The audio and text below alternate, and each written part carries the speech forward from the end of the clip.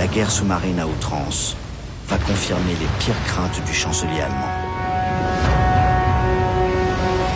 Le 19 mars 1917, 3 navires marchands américains sont coulés dans l'Atlantique.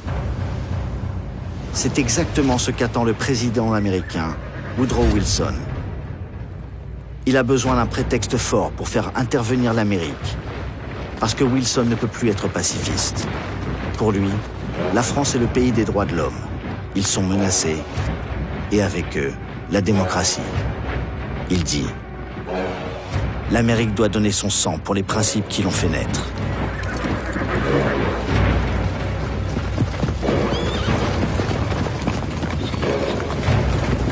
Ce n'est pas seulement au nom de ces principes qu'il veut aider les Français et les Britanniques. Il leur a prêté 2 milliards de dollars de l'époque. Cette énorme dette ne sera jamais remboursée si l'Allemagne, avec ses sous-marins, gagne la guerre. Wilson a aussi profité de la neutralité. Après une longue crise économique, le conflit européen a ramené la prospérité aux États-Unis grâce aux exportations de conserves, de coton, d'explosifs et de minerais pour l'industrie de guerre. L'Amérique est devenue puissante. Wilson veut qu'elle joue un rôle important dans le monde qui va émerger de la guerre. Mais Wilson, pour sa réélection, avait promis aux 6 millions d'électeurs d'origine allemande de garder la neutralité.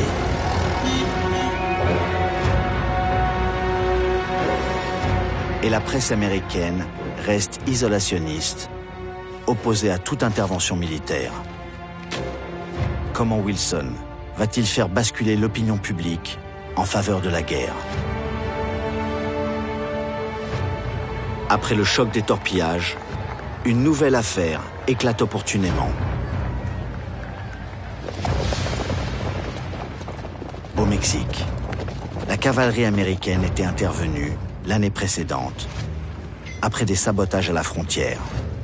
Les Américains soupçonnent des Mexicains d'être financés par les Allemands pour créer du désordre. Les services secrets britanniques interceptent un télégramme allemand promettant aux Mexicains de leur donner, en cas de victoire, rien moins que les États du Texas et de l'Arizona.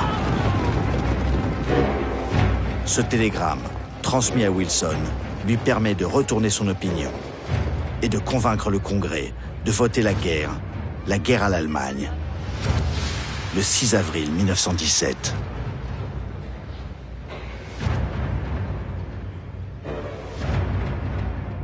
Les États-Unis rejoignent l'Empire britannique, du Canada à l'Australie, la France et ses colonies, la Russie, l'Italie, la Belgique, la Serbie, la Grèce, le Portugal et le Japon, dans leur lutte contre l'Allemagne et ses alliés. La guerre devient vraiment mondiale.